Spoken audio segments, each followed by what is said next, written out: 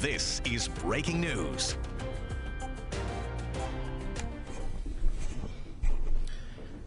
Okay, good evening, everyone. We're here to make good on a promise that the NYPD will always keep.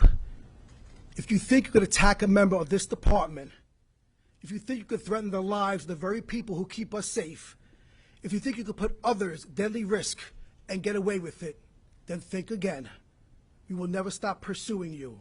We will find you and we will arrest you.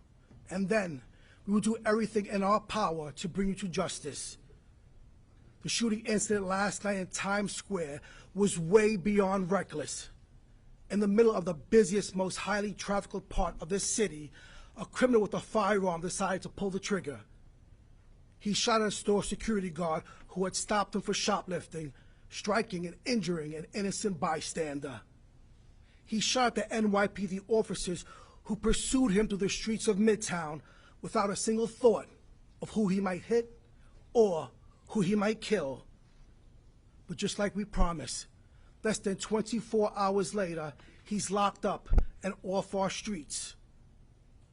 Considering where these shootings took place, it's an actual miracle that we're not having a very different conversation right now. But no matter what, the men and women of the NYPD will never accept violence. We will never abide lawlessness, and we will never tolerate attacks on our cops. The shooter in this incident is no longer a threat.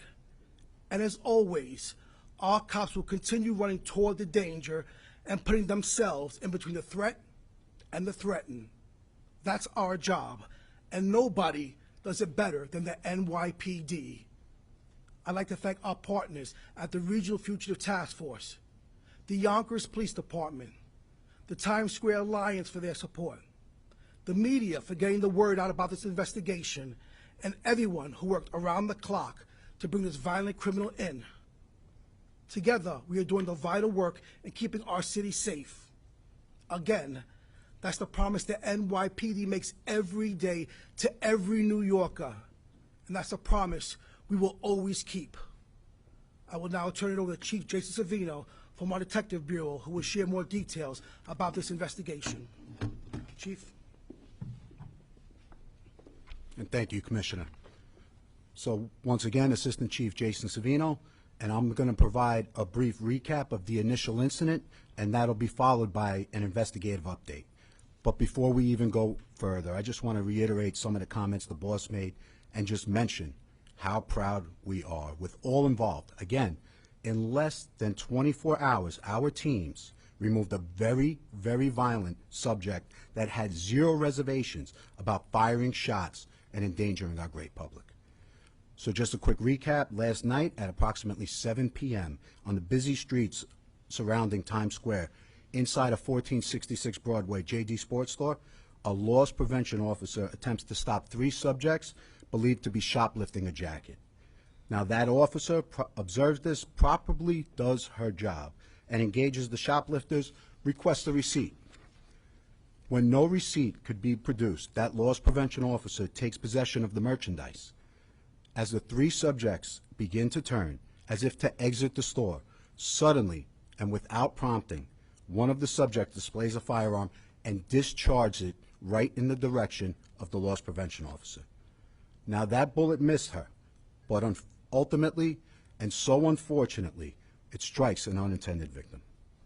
Our shooting victim, a female, 38, a tourist from Brazil, simply waiting online to purchase a pair of sneakers.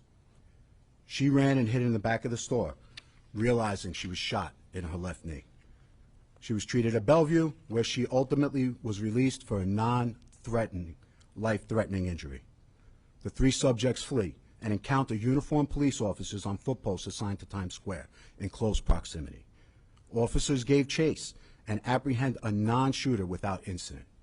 Now that officer's partner continues to pursue the shooter, and as the shooter turns and apparently fires at our uniformed officer, not once, but on 2 different occasions, the second time while running, shooting across his body behind himself, something so potentially dangerous.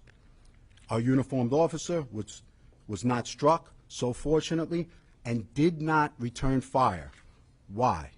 Because that officer was well aware of the danger that firing that gun in a crowded, busy street could potentially inflict. Now just take a moment to just take all of this in and consider that scene. 7 p.m., Times Square area, 42nd Street subway entrance, hundreds of our city's members enjoying the evening, really good buzz around the city. Our shooter, no regard for uniformed police or anyone in the area. It's really as reckless as we've seen. Now, investigatively, the team led by Levon Holly, Chief Levon Holly, and our Midtown South squads and our homicide squads used an entire task force of detectives and initiated all of our investigative techniques, namely video collection, canvases, forensics, evidence processing, ballistic recovery and comparisons, witness interviews. We literally spoke to hundreds of individuals. We obtained what we can be described as pristine photos of our subjects. Now, those photos ultimately lead to the identification of our shooter, Jesus Alejandro Rivas Figueroa, a 15-year-old male, born April 19th of 2008. Now, once we obtain this information, the investigation leads us out to Yonkers, 106 Saratoga Avenue, where Jesus was successfully apprehended without any incident at all. Now, I'd like to thank just so sincerely all of our entire Detective Bureau team for removing such a dangerous subject off our streets where he can no longer harm our public. Thank you. Okay, now we'll take any questions about this case. I'm sorry, Commissioner, does the NYPD keep stats on people who are recent migrant or recent arrivals that are involved in crimes in New York City, as in this case, he was a recent arrival? Thank you for that question, John. But I can tell you is that we track crime throughout the whole city. And once again, I want to thank the men and women of the NYPD for the hard work they do every single day. Stefan Kim, what's his connection to Yonkers? What's his connection to Yonkers? Detective Savino? Chief Savino? Yeah, I mean, right now we're looking at a potential family connectivity, but we made this apprehension. It's 2 hours old. We're going to get all the information at least this way. At least everything that we perceive is accurate and complete. Oren Levy? I'm Oren Levy from Viral News NYC. What's the severity of these gangs, and are they connected to any murders here or in other states? Yeah, I mean, you know, when you talk gangs, we monitor every gang in the city. You know, every gang in the city is going to be monitored. Right now, we're not seeing connectivity with homicides and the like, but obviously we treat all gangs the same. We treat them accordingly, and if they break the law, we'll be sure to attack them. All right, everyone. That's all we have time for right now. Thank you, everyone, for your time and attention. This is breaking news.